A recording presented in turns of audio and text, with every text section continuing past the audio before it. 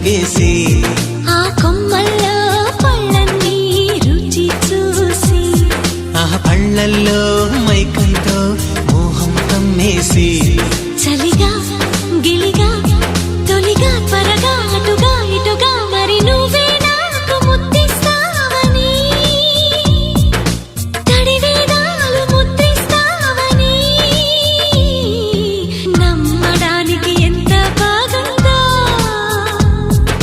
నీకోసం రెక్కల గుర్రం ఎక్కి వస్తానని పగడపు దీవికి నిన్నే నేను తీసుకెళ్తానని